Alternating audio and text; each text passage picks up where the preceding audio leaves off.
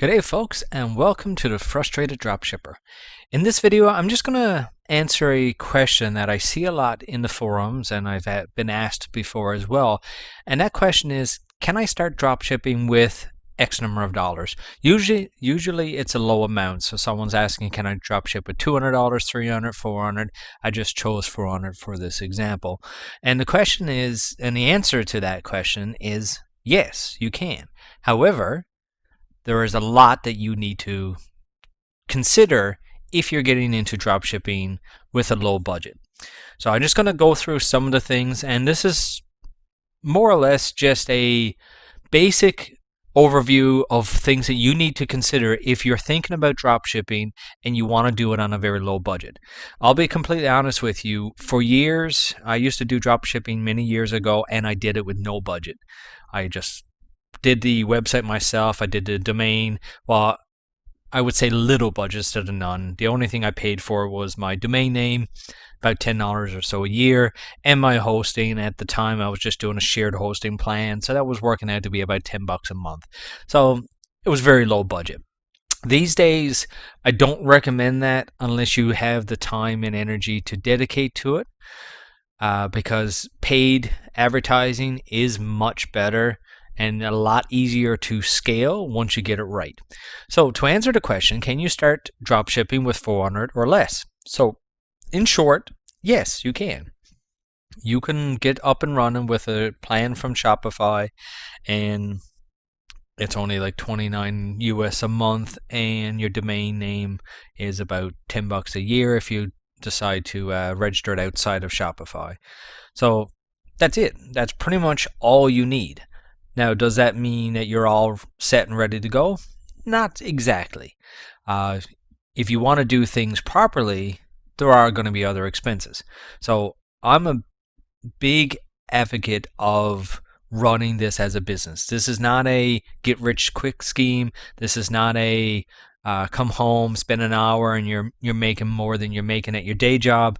This requires time and dedication. I'm in quarantine right now from my regular job, and I actually get up in the morning, and I'm working from around 8 or 9 in the morning with very little breaks right up until 12, 1, 2 in the morning, and I'm constantly on the go. I'm flat out all day long. I barely move from my couch in order to do the things I need to do to make this dropshipping business grow to the point where I want it to grow. Yes, I'm overworked. Yes, I'm spread pretty thin, but that's what you have to do. If you want to truly run a dropshipping business and actually have something worth that you're proud of, you need to put in the time and dedication and the effort. And it's no easy job. It's no easy money. Yes, you might luck into getting some breaks early on that makes things a bit easier, but don't get into dropshipping thinking I can spend $400 and I'm going to make thousands every day. It's not going to happen. You're going to have to put in the time and effort. So there's a little quote saying, I guess, that I truly believe in. You have two options. You can either trade your time or trade money. And that's pretty much it. So if you are looking to bring traffic to your store to sell to people, you can put in the time and effort and generate a lot of free traffic to your store. But you have to put in a lot of time and effort to get free traffic. Actually, let me open up the traffic tab. So you have to put in a lot of time and effort to get free traffic. Same thing with Instagram. If you want to build organic traffic from Instagram or any of the social platforms, you have to put in the time and effort. There's a few dropshippers that talk about this, and they actually have spent hours a day making hundreds and hundreds of comments on other people's Instagrams daily. So you have to go in and spend a lot of time to build up any free traffic from these sources. You either have to build up the social media account yourself, or you have to put the time and effort in getting your name out there, in commenting in blog posts, commenting on forums, commenting on Facebook groups, and things of that nature. So if you're going with free traffic, you have to put in the time. Now you can, if you don't want to put in the time, well, this is where money comes in. So like I said, you can either trade money or time. So if you wanted to, you can pay someone to build your Instagram account. You can pay someone to go out and comment on the Instagram influencers that are out there and the Facebook groups. You can pay someone to build content for your store. You can pay someone to develop a blog for you. Pretty much anything that you can do yourself and generate free traffic, you can pay someone else to do for you to generate that traffic. So exchange either time or money, one or the other. Also, you can leverage advertising platforms such as Facebook has advertising, Google has advertising, Instagram has advertising, which is also Facebook, Pinterest has advertising, and now TikTok has recently started doing advertising as well. So you can get paid advertising, and same as before, you're trading money for traffic. And for years and years, I stayed away from any paid traffic. I don't know why. Maybe I was trying to avoid the risk of losing money, which I'm a lot less. I'm a much higher risk taker in the last few years, which is probably why my business is growing a lot more now than it did in the past. But you can pay advertisers to bring the traffic to you, and the thing I like about it is the scalability, and that's the biggest thing that made me finally say, yes, I'm going to jump into actually paying for ads now rather than focusing on the free traffic. Is the scalability. I can pump in $200, get out $400. If that works, I can pump in $300 and get out $5. Pump in $1,000 and get out $2,000. $10,000 and get out more. You know what I mean? This is what you can just, as long as your ROAS is profitable, as long as you're getting a positive return on your investment, you can pump in as much money as you can physically afford to do and get back that return, and you can just keep scaling from there, and you can grow extremely fast if all your stars align and you're getting the money from your investment, and you could just keep going and going and going. So before the pandemic, I was throwing in $400 or $500, actually no, $300 or $400 a day in the Facebook ads for one product, but I was getting between $400 and $700, some days $800 in sales. So I was profitable every single day, and some of those days were really profitable. So I would do that every day, and only for the fact that the pandemic killed those ads, and I've been trying to build them up ever since, but the pandemic has really put a damper on that specific product. I would have continued. I would have duplicated my ads. I would have done more lookalike audiences, custom audiences, anything I could to build up more and more and more traffic, because I would have sunk in everything I needed to sink in. I wouldn't care if I was spending $10,000 a day on Facebook, because as long as I'm getting a positive return on my investment and I'm making more and more money, then why not? It makes sense. So traffic wise, you can choose free traffic, you can choose paid traffic. If you're starting with $400, be very careful with paid traffic. Now, I'll be honest with you, full disclaimer, I jumped right into Facebook advertising with just a few $100s. My first few products failed. I didn't make any money from those. I think it was my 4th or 5th product that I actually made money and that I was able to scale, and I ended up earning back the money I invested. But you could easily throw away your $400 in a few days on Facebook ads and have nothing to show for it. So if you're going to go that route, be sure that you take that you're comfortable with taking that risk, and have a plan.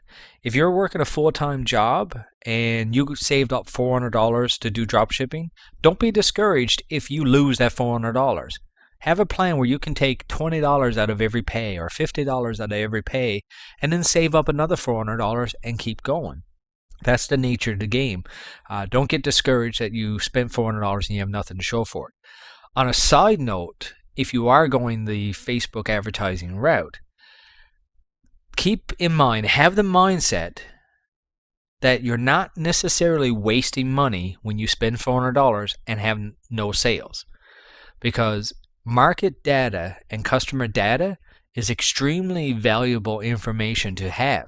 So if you if you built a store today and you have no idea who might be interested in your product, and you go out and drive some traffic to that product, and you don't get any sales, well, that's not a complete loss, because you can go back into those ads, look at the actual breakdown of them, so you can see which audiences have some actual interest, so you can see how many people are clicking through, how many people like your ads, that kind of stuff. So you can see which type of audience, which type of interest that you're targeting resonates with your product. So if you have a bunch of people clicking through and looking at your product page, well, then your product seems interesting. They might not be interested in buying it, but the product itself people are interested in. If they get to your product page and they're not buying, well, then maybe your price is too high. Maybe your store looks spammy. Maybe your logo is really bad. Maybe your product description is no good. Maybe your product images are really poor. Maybe the site loads really slowly. There's a lot of factors that determine why someone don't buy from you. But it could just be timing. If you spent $50 on Facebook and the traffic that was sent is just not buying traffic, then it's just people having a look and they weren't interested in buying in the first place. So you might have to retarget your advertising or change your advertising from a traffic campaign to like a conversion campaign or whatever the case may be to drive more potential customers that are probably going to buy from you. So that's that. As well, break down your data. Facebook allows you to break down the actual traffic or the people into many subcategories. You can look at their age group, you can look at their gender, you can look at the location, such as the country and stuff. You can look at even what devices they're using, if they're accessing it on an iPhone or accessing it on a mobile, a tablet, on a computer, what time of day they're accessing it. There's a lot of data in this money. So if you spend $200 and get no sales, you have a lot of data purchased for your $200. You bought information, and information is valuable. So don't think that you just wasted your $200, you didn't get a sale, and life is over.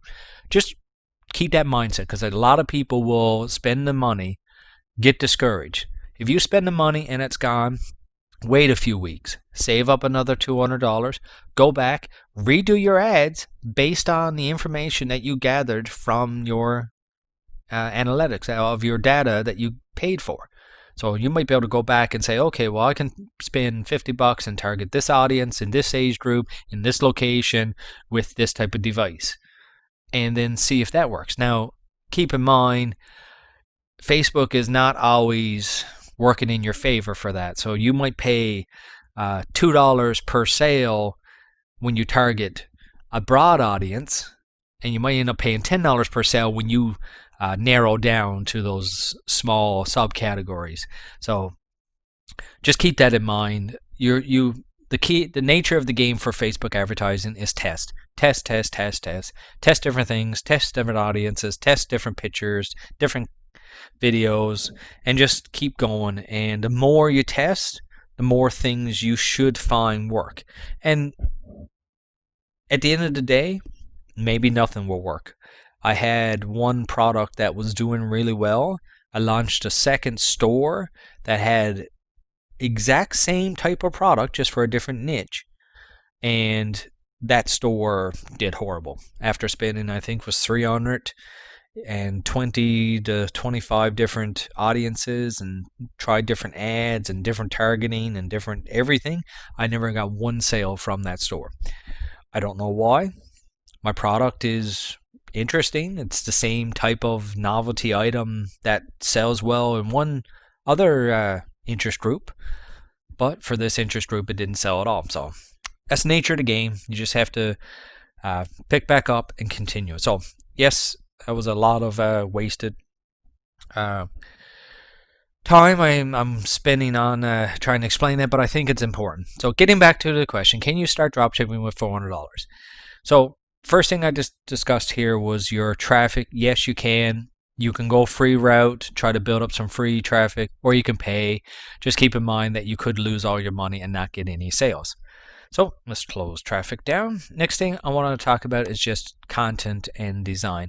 So obviously if you sign up for Shopify, they have a few free themes, and I'll be completely honest with you. One of my biggest stores is just one of the themes right out of the box. I can't remember which one it is. I think it's the debut theme, if I'm not mistaken. And I just customized it a little bit, some nice colors, a custom logo, but that's pretty much it. So you could go out and spend $180 on a custom theme, or you can go out and spend $2,000-$3,000 on a developer on Upwork, to develop your perfect store. But don't waste the money. Start off with a nice free theme. Customize the theme to match your store concept. Make sure it's like a nice color and everything works well and your logo's very nice and everything looks good. That's the focus. Make it look good. And then I wouldn't bother with paying for a custom template, especially if you're starting off on only $400. It's not worth spending half of it on a theme for your store. Product descriptions, you can do this on your own. A nice little tip that I actually do for my product descriptions, because I'm not that creative of a writer, is if I'm promoting a product that I found on AliExpress, the first thing I will do is I would open up a separate document and I would copy and paste anything related to the product from the AliExpress description over to that document. I'll go into 2 or 3 other sellers of that same product, copy over their descriptions. Then I will go into the actual reviews. So I will be looking through all the reviews and picking out the wording that the customers are using. So I find if I'm selling a cute plushie toy and every single person calls it adorable, or every single person calls it cute, or call it beautiful, or I love it, or something like that, I'm taking out those reviews because I want those keywords. I want my product description to use the same type of wording that the people who have already bought it are using. So you see what I'm saying here? So basically, I'm not a creative writer, so I'm just going to write a product description that speaks the language of the people who are talking in the reviews. So I'm using their language of actual people who bought it to tailor my description to sound like that. So if that makes sense to you, you see what I'm doing there. I'm not trying to get in the mindset and write it and be creative myself. I'm using the existing descriptions and the existing wording that people are already using and tailoring that to match the product description, so that someone visiting that are similar to the people who already bought it, their language, first thing they see when they look at the pictures, oh, that's so adorable. Then they look at the description, and the description talks about how adorable it is. You see what I mean? So that's what I do there.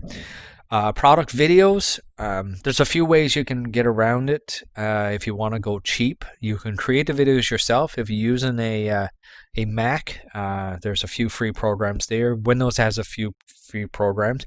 My first video I uploaded, I actually created with a free app I downloaded on my phone. Can't remember what it was called, but I think it was actually by if I'm not mistaken,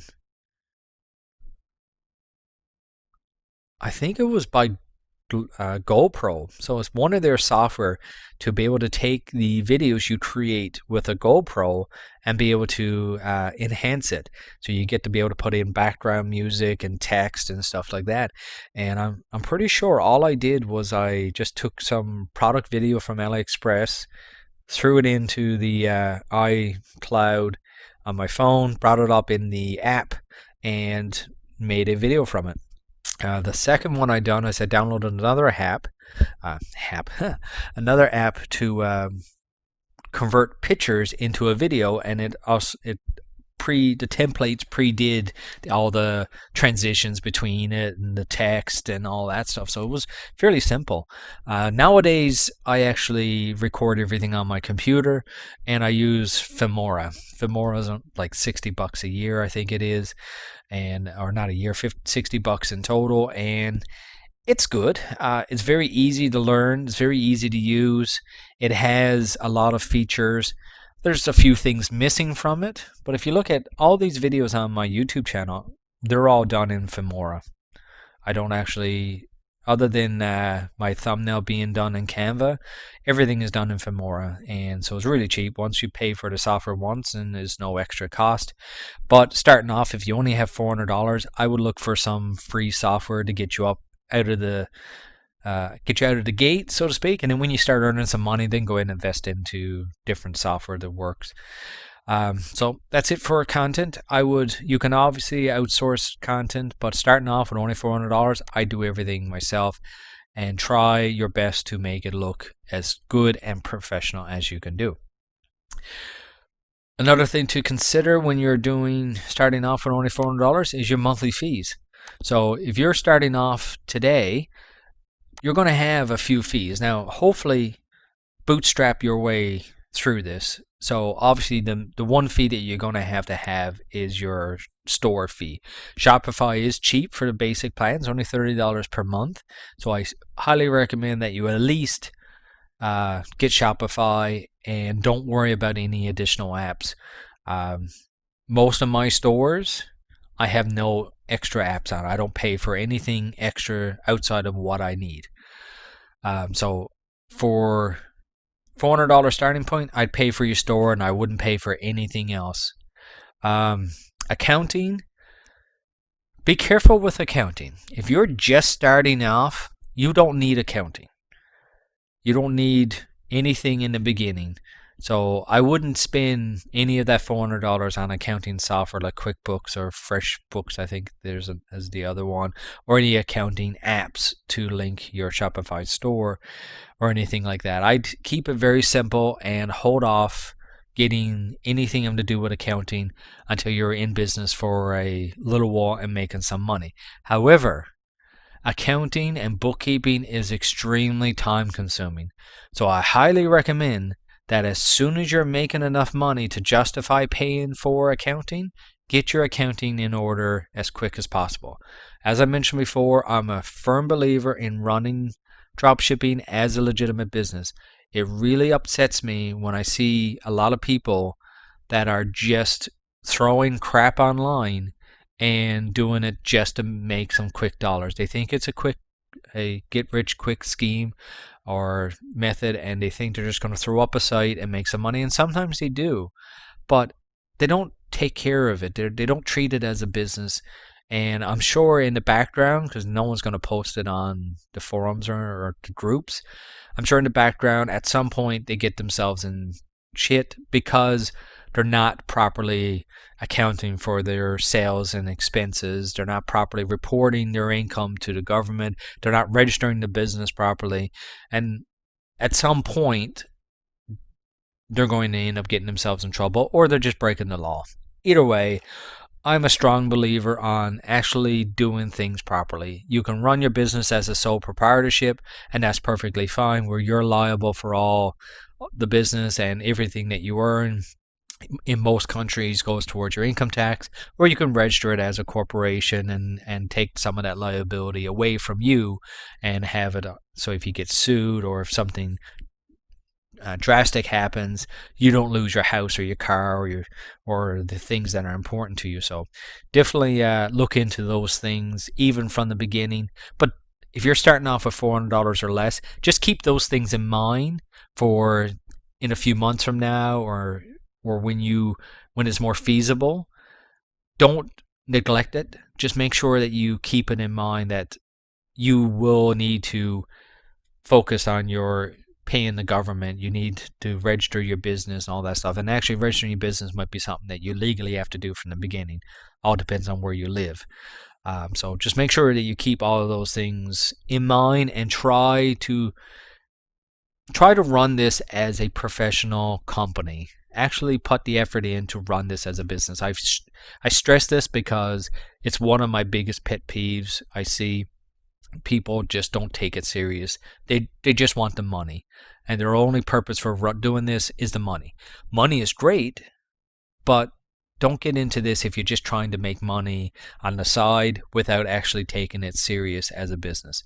So that's my 2 cents, or my rant, I guess. So just keep in mind, bare minimum, Shopify plan, apps, worry about that down the road. Accounting, keep it in the back of your head that you're going to have to set this up. I like the QuickBooks Bridge app. It's fairly new, and I switched from the Bode app over to the QuickBooks Bridge. Both of them do things pretty similar. Both of them have their ups and downs. Neither of them are really quick and easy to set up, but both of them are pretty decent. The reason I like the QuickBridge app is their pricing. So if I have a brand new store that's not generating sales yet, or very little sales, I can start off at $10 a month, and that will keep all my accounting keep all my orders on that store synced with my accounting in the back end. Oh, and just the way I structure my business, I have one company, and every store is owned by that one company. So these are all assets of my one company. I don't run 6 or 7 different companies. Keep that in mind when you're setting things up as well. You could do separate companies for each one, which separates the liability of each one, but it also adds a lot more paperwork when dealing with the government, a lot more headache when keeping everything separate, because you can't just take money out of one store and put it in for ads on another store. That's all. Each company has its own money, and you can't just take money out of one and use it for the other whenever you feel like it. You have to account for all that. Everything has to be accounted for in the accounting, and if you're not setting it up right, or setting up the proper contracts between all these companies, you're just going to be giving yourself a headache. So I recommend one company owning multiple assets. You can sell a store. There's no problem for a company to sell its assets, so you can do that. Just keep that in mind. Also, it makes a difference too on how it all affects your income tax. You transfer money from one company to another, depending on how you do it, that may come in as income to you, and then you are loaning that money to the other company as a shareholder loan if it's a corporation, and that money that you took out will come out as salary or dividends, which you have to pay taxes on. So you might take $1,000 out and transfer over to the other company, but now you owe the government $400 of that $1,000, as an example. So just keep all that in mind. It's important that you understand the little things in the background so that you know what to do when you're running your business, and you set things up right from the beginning to minimize the headaches down the road. So that's all I'm going to say on the monthly fees. Just be careful, bootstrap it, stay as low as possible, but keep things in mind for the future. Also, if you sell items and you sold $400 worth of items, you're going to have a lot of fees coming out of it. Every little thing dips into your pocket and takes money away from that $400 sale. So Shopify, if you're using the Shopify payments, you got your merchant fees for that. So it's not a lot, but it adds up. So it might be, I think it's 2.7%, somewhere around there, plus a transaction fee. So if you sold $400, you're going to have 2 to 3% of that gone in fees. In addition, if you sold it on PayPal, PayPal has a transaction fee that you pay, so you'll lose some of that $400. As well, like I'm in Canada, I don't know if you could tell from my accent, I'm in Canada, and I have one store that is in US funds, and I have another store that's in Canadian funds. So I have my QuickBooks and everything to do the conversion, but what I do in PayPal is the U.S. funds go into the U.S. store goes into U.S. funds in PayPal, and then I have to convert that over to Canadian. And PayPal charges a lot for that currency conversion. So I paid a processing fee to PayPal, and I pay a conversion fee to PayPal to get it over to Canadian so I can deposit it into my bank account. I am planning down the road. Right now, it's not a primary focus. It is a fees that I'd like to reduce, but I do plan on setting up a U.S. bank account so that all funds from the U.S. store don't get converted. It all goes into a U.S. bank account, and then I will start using a Forex trader to make that U.S. dollar make money for me. So that's right now, I'm not doing that, but that is something I plan on doing down the road very soon. So how that works is all transactions will be in US dollars, so you don't lose your conversion fees, and then that will be deposited into a US bank account, and it will stay there until the Forex trading company, or Forex trading, or if I do it myself, until I can convert that to Canadian and make a profit off of it. So basically, I made a profit off the sale, and then I'm going to make a profit off the converting that money into Canadian. So that could mean that the money will stay in U.S. funds for 2 months, 6 months, or more until it becomes a worthwhile transaction to convert that into Canadian, or if it's needed at some point for other expenses to convert it to Canadian. So that's something to keep in mind as well. But for this video where we're focusing on starting the drop shipping with $400, I wouldn't worry about any of that stuff. Just be aware that your part of your sale is going to get eaten up by transaction fees. Don't try to nickel and dime it in the beginning. Just get yourself out there, get the sales, start making money, and then as you're making money, look at ways to save money, because when you save money, you earn more money. So in the beginning, just get out there and do it. But once you're making money, start focusing a little on trying to figure out ways to cut your processing fees, or to make the money work for you, and things of that nature. So for now, just get up and running. Just be aware that you will lose money from your transaction fees. And the last thing I want to talk about is the cost of goods sold. So this one I think is extremely important, and a lot of people don't take this into consideration when they're starting their stores. They're only focused on getting the sales and paying for the traffic on Facebook or wherever the case may be, buying the Instagram influencer. So their primary focus is usually, what can I do with this $400 to ship out, to drive traffic to get the sales. So if we use this as an example here, you're going to have a major headache if you don't take into consideration your cash flow. Cash flow is extremely important for any business, and it's extremely important when you're starting your dropshipping store. It took a long time for me to get ahead of the cash flow, to get ahead of that snowball, so that I'm not always playing catch up with it. So to give you an example of what I mean is, just say you used that $400 that you have to drive Facebook traffic, and you sold $800 worth of product. And that $800 worth of product cost you, hopefully it doesn't, but just say it cost you $600 to ship that $800. So I know that means that you didn't make any money, but I'm just using some numbers here to stress the point. Don't worry about the math and if you're profitable in this example. I'm just throwing out some numbers. So you spent $400. You spent all of your $400. You got $800 in sales. That's awesome. You doubled what you spent, and you got a 2 times return on it. But now you have no money. The money from your sales, you don't have that yet. Currently, PayPal has that, or Shopify has that.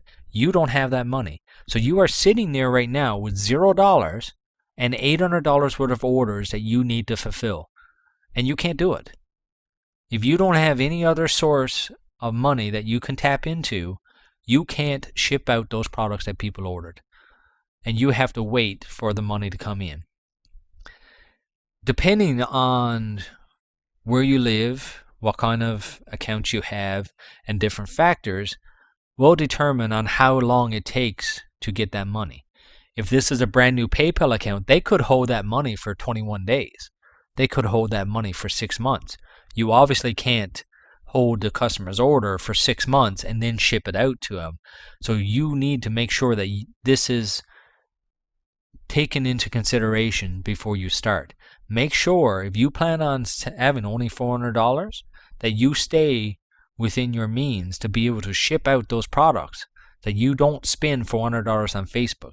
Maybe you spend $200 on Facebook and have $200 put aside to pay to ship out the products. If you have a credit card with available credit, that's great. You can use the credit card to ship out the products. When Shopify deposits the money from your transactions, you can then go ahead and put the money back on your credit card and then just continue on as you would. Or if you have some other savings put aside that you can temporarily dig into to use it for your shipping out your products until the deposit comes through from Shopify or PayPal or whatever, Stripe or whatever merchant you're using. But a lot of people will spend whatever money they have to drive the traffic and the sales, then they don't have money to ship the product.